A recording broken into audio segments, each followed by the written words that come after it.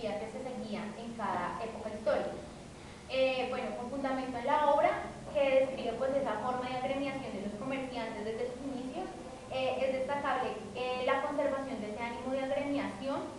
para proteger los intereses comunes de los comerciantes frente a un periodo de desintegración política de las ciudades y los pueblos.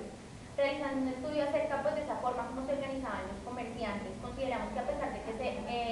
conservan algunos de sus principios, como son la agremiación pues, para la consecución de intereses comunes y la persecución del lucro, que es la base fundamental de la actividad comercial, hay otros aspectos que sí se han modificado con el paso del tiempo. En cuanto a la forma de ingreso al gremio comercial, podemos hacer un paralelo relevante en cuanto al proceso de aprendizaje, examen de conocimientos y la obtención del título o autorización que se requería en la época medieval para pues, ejercer esta actividad. Mientras que hoy en día, a diferencia, solo se requiere ejercer el comercio de forma habitual y profesionalmente,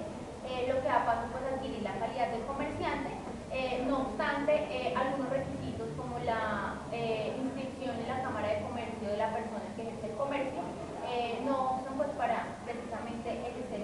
esta actividad e ingresar al gremio. De igual manera es importante resaltar la jurisdicción consular que se evidenciaba en la época en que se desarrolla la obra,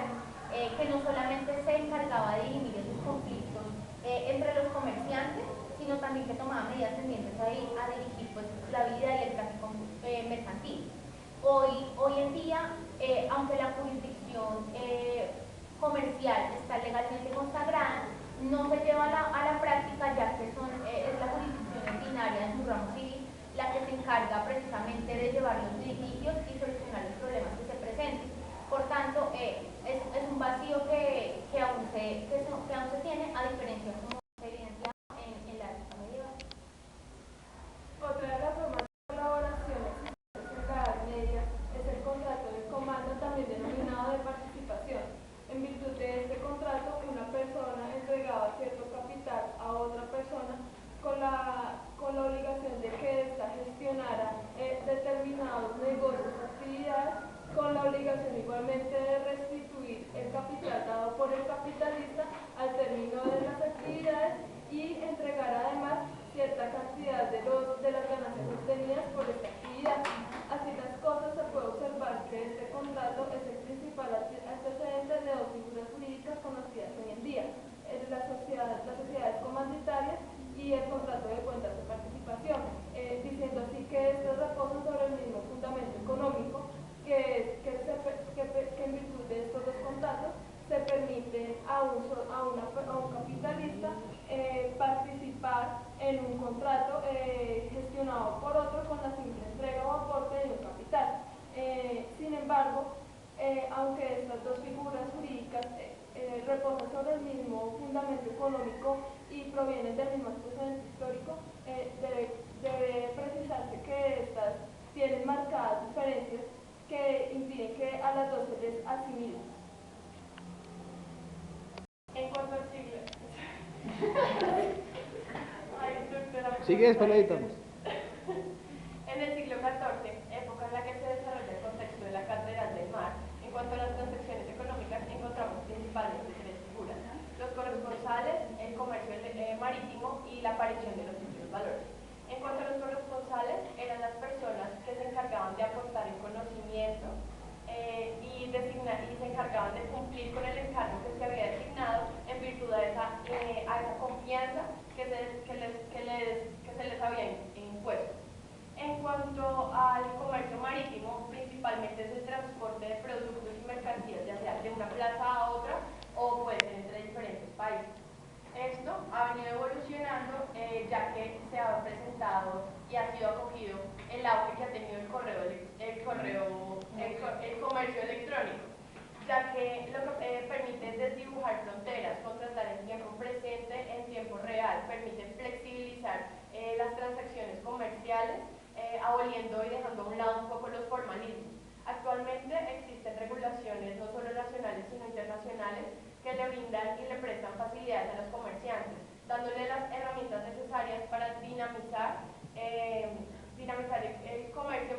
prestando así las transacciones Bueno,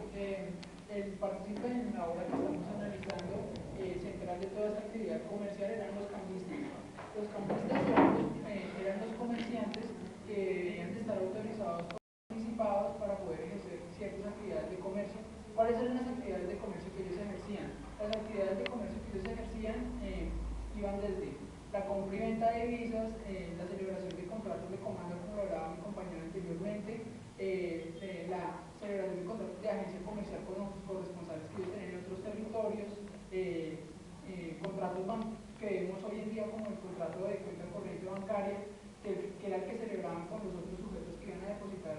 su dinero en el establecimiento que ellos tenían. Y además estos sujetos o cambistas debían de certificar ante las personas que los autorizaban su solvencia económica para poder desempeñar este tipo de servicios. Toda esta función que realizaban los cambistas se ve reflejada hoy en día en la actividad bancaria que realizan, así suena redundante, los bancos, y que podemos ver la evolución histórica que va desde el funcionamiento de estos entes hasta el día de hoy. Finalmente, es posible destacar algunas diferencias frente al concepto que se tiene en la letra de cambio en la época medieval y la letra de cambio considerada en nuestros días,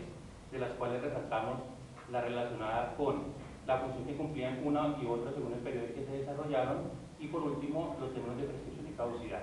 En principio, podemos decir que la letra de cambio suscrita en la época medieval la función específica de ella era considerarla como un medio de cambio,